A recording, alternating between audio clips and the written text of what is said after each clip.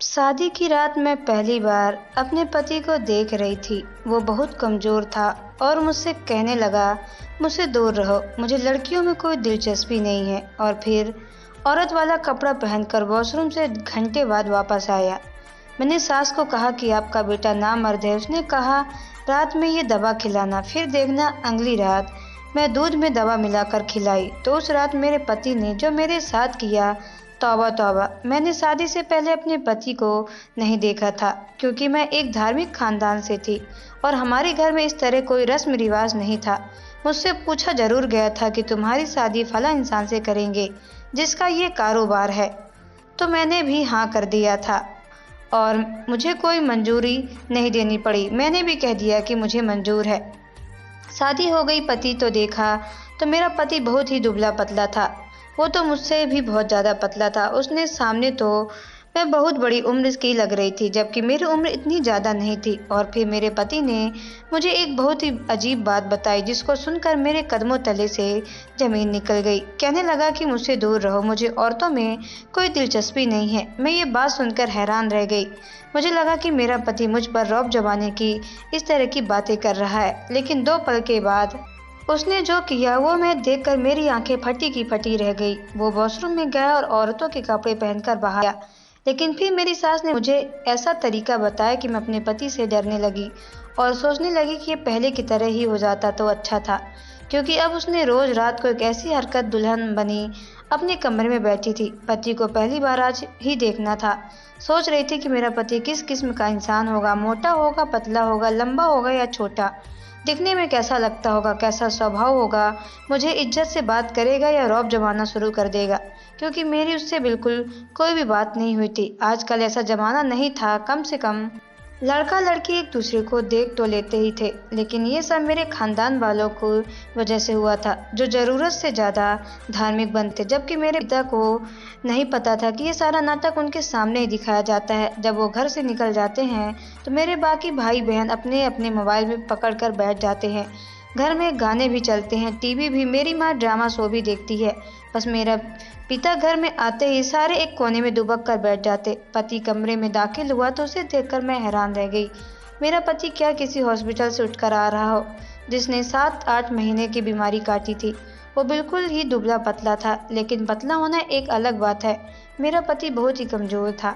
यूँ तो मेरा वजन भी ज़्यादा नहीं था, लेकिन मैं एक नॉर्मल थी। लेकिन अब तो अपने पति के साथ खड़े होकर मुझे मोटी ही लगना था। लोगों ने कहना था कि तुम अपने पति की बीवी नहीं बल्कि उसकी बड़ी बहन लग रही हो। पति को देखते ही सोचों में गुम हो गई, लेकिन जो उनके उस पर की अनाई घूंघट उठाने की कोशिश की, बस मेरे सामने आकर बैठ गया।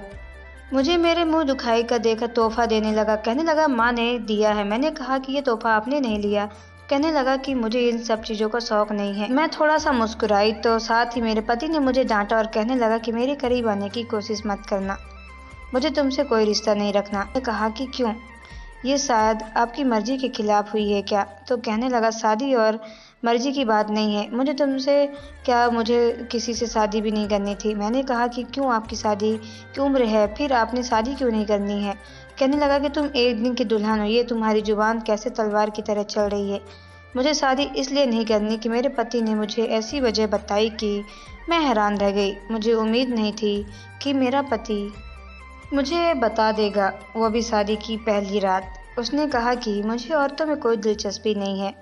मैं ये बात सुनकर हैरान रह गई। मैंने कहा कि मजाक नहीं करे, अगर आप किसी कजन या दोस्त ने आपके मजाक करने के लिए कहा है ताकि आप मुझ पर रौब जमा सके। तो कहने लगा कि मेरा कोई दोस्त नहीं है, क्योंकि आम लड़की की तरह मैं नहीं हूँ, इसलिए मुझे उठना बैठना अच्छा नहीं लगता। मैं तुमसे मजाक नहीं कर रहा हूँ, बल्कि मैं तुमसे मजाक ना करूँ इसलिए ये सब बता रहा हूँ।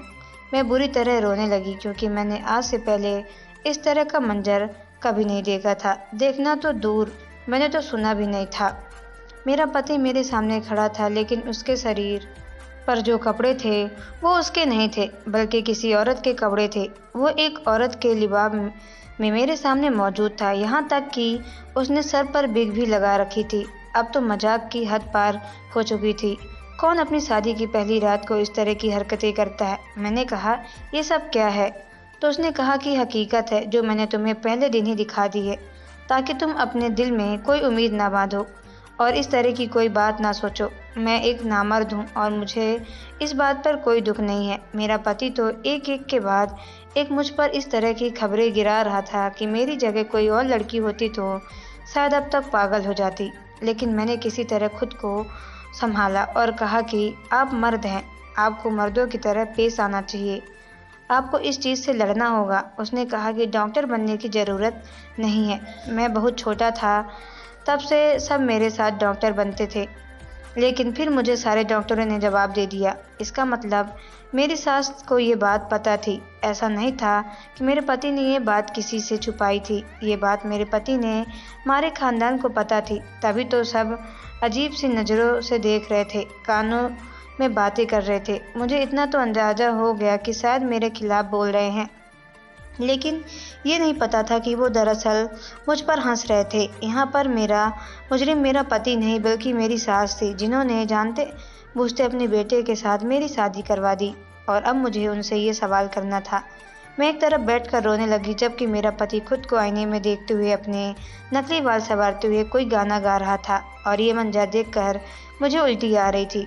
सोच लिया कि अब अपनी सास से बात करूंगी, लेकिन लोग और मेहमान चैन नहीं लेने दे रहे थे। वैसे भी एक दिन की दुल्हन थी, मैं कैसे अपनी सास को अकेले में ले जाकर उनसे बात करती। अब तो मुझे सब पर गुस्सा आ रहा था, क्योंकि वो हकीकत जानते थे और यहाँ बेखबर थी। एक अजीब बात ये थी कि मेरा पति लोगों के सामने बहुत ही नॉर्मल तरीके से बात कर रहा था। वैसे वो एक नॉर्मल इंसान था, मर्द है और उसमें नामर्दों की तरह अपनी शादी का पहला दिन गुजारा है। अपने दोस्तों से बातें कर रहा था, अपने रिश्तेदारों से, जबकि मेरे दिमाग में तूफान चल रहे थे। कभी सोचती कि अपने माँ बाप को बताया उन सबको अब सामने फट पड़ूं, लेकिन ये सब नहीं कर सकती थी, क्योंकि इज्जत तो मेरी दांव पर लगी थी। फिर रात को टाइम मैं अपनी सास के कमरे में गई और मैंने दरवाज़ा बंद कर दिया। मुझे देखकर वो समझ गई कि मुझे सब कुछ पता चल गया है। मैंने कहा कि आपसे ज़्यादा जालिम औरत मैंने आज तक नहीं देखी। ऊपर वाले ने आपको बेटी नहीं दी, इसलिए आपने इतनी आसानी से किसी और बेटी की ज़िंदगी को दांव पर लगा दिया। आप ये कैसे कर सकती हैं? आपका बेटा नामर्द है, वो कभी ठीक नहीं हो सकता। उसने मुझे पहली रात सब कुछ बता दिया, बल्कि मेरे सामने औरतों के कपड़े पहनकर बैठा था, यहाँ तक कि मेकअप करके भी दिखाया। सोचिए मेरे दिल पर क्या गुजरी होगी। लड़की ये सोच के बैठी हो कि अपने पति के साथ ज़िंदगी गुजारेगी और उसका पति उसे इस तरह की हरकतें करके दिखाए, वो भी अपनी शादी की पहली रात। तो उसके दिल पर क्या गुजरी होगी। ताकि आपने क्या करना है, कैसे करना है, लेकिन जो करना है आपने ही करना है। इस रिश्ते से मुझे आज़ाद करवाएं, क्योंकि आपका बेटा ना सिर्फ नामर्द है बल्कि जो पूरी तरह औरत है। उसे मुझसे कोई दिलचस्पी नहीं है। और उसने साफ साफ कह दिया कि मेरी सास ने कहा कि तुम भी ना छोटी बातों को लेकर इतनी जल्दी परेशान हो गई। मैं उनकी शक्ल देखकर हैरान हो रही थी। मैंने कहा कि छोटी बात है, आपको ये छोटी सी बात लगती है क्या? मैं आपको बिल्कुल खुल के बताऊं, मेरी सास का कहना था कि ये छोटी बात ही है, क्योंकि आजकल ये बहुत ही नॉर्मल है। लड़के आजकल इस तरह की हरकतें करते हैं। तुमने टीवी फिल्मों में, ड्रामों में नहीं देखा क्या कि लड़कों ने भी मेकअप करने शुरू कर दिए हैं? ये सब कुछ बिल्कुल नॉर्मल है। मेरा बेटा दिमाग से शायद अपने आप को एक मर्द नहीं समझता, लेकिन वो मर्द ही है। लेकिन तुम फिक्र मत करो, मुझे पता था ये होगा। तुम्हें क्या लगता है मैं तुम्हारी दुश्मन हूँ? मैं तो तुम्हें जानती तक नहीं थी। मुझे पता था कि ऐसा कुछ होगा, इसलिए मेरे पास इसका एक हल है। ऐसा हल है कि तुम मुझे दुआएं दोगी। मैंने कहा कि आप कैसी बात कर रही हो? मुझे कोई बात नहीं बताइएगा जिससे मेरा टाइम वेस्ट हो, क्योंकि मुझे नहीं लगता कि वो कभी अब ठीक होगा।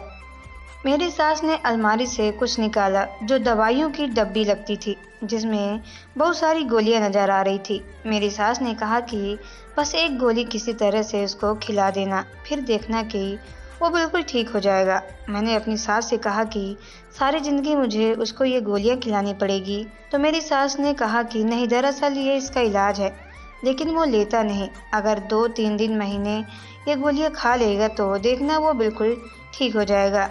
मैं कुछ भी इतनी जल्दी नहीं करना चाहती थी, इसलिए मैंने ये बात मान ली और मैंने कहा कि ठीक है, आज ये गोली खिलाकर देख लेती हूँ। कि क्या होता है। मैंने अपने पति से दिन भर अच्छे तरीके से बात की और कहा कि ठीक है, आप जैसे भी हो, आप अपनी दुनिया में रहें, लेकिन मैं अचानक से आपकी ज़िंदगी से नहीं जा सकती, इसलिए 2-3 हफ्तों का इंतज़ार करना होगा। तब तक हम दोस्तों की तरह रहेंगे। मैं आपको कुछ नहीं खाऊंगी। मेरे पति का कहना था कि ठीक है। रात को चाय पी रहा था, मैंने उसकी चाय में गोली डाल दी और वो हम सारी चाय पी गया और मैं इस इंतज़ार में थी कि अब क्या होता है। अचानक मेरे पति को पसीना आने लगा और उसने उठकर खिड़की खोल दी। उसके बाद वो बार-बार पानी पीने लगा। फिर मेरी तरफ बढ़ा और मेरे मुंह पर थप्पड़ मारा। उसने कहा कि तुमने मेरी चाय में गोली तो नहीं डाली, वो ही जो मेरी माँ मुझे खिलाया करती थी। मैं उसे थप्पड़ की उम्मीद में नहीं थी। मैं पूरी तरह रोने लगी और मैंने कहा कि आपकी माँ ने दी थी। मेरे पति ने कहा कि इस गोली से कोई असर नहीं पड़ता। मेरी माँ मुझे बेवकूफ़ बना रही हैं क्योंकि उसको लगता है कि शादी के बाद मैं ठीक हो जाऊंगा। मेरे पति ने मुझे औरतों की तरह मारा। मुझे ऐसा लग रहा था कि जैसे कोई औरत मुझे मार रही है। उसने मेरे बाल भी खींची और मुझे कमरे से बाहर निकाल दिया। उसके बाद मैं 1 मिनट भी उस घर में नहीं रही। मैं अपने घर चली गई और सारी बात अपनी बहन को और माँ को बता दिया। अभी तक मेरे घर में शादी का माहौल था और कुछ रिश्तेदार घर में मौजूद थे। उन तक भी ये बात पहुंच गई, लेकिन वो सिर्फ मेरा साथ दे रहे थे क्योंकि वो समझ रहे थे कि कुछ बहुत ही गलत हुआ है, तभी तो इस तरह वापस आ गई है। और मेरी हालत देखकर भी अंदाजा हो गया कि मुझे बुरी तरह मारा गया है। मेरे पिता ने कहा कि हम आराम से नहीं बैठेंगे। मेरी सास को भी बुला लिया गया और सारी बात सामने रखी। मेरी सास ने सबके सामने झूठ बोल दिया और कहा कि मैंने इसको कुछ गोली नहीं दी है और मेरे बेटे को कोई प्रॉब्लम नहीं है, इसी का किसी और के साथ चक्कर है, तभी ये मेरे बेटे को बदनाम कर रही है। लेकिन मेरे माँ बाप को मुझ पर भरोसा था। उनको समझ आ गई कि ये औरत झूठ कह रही है।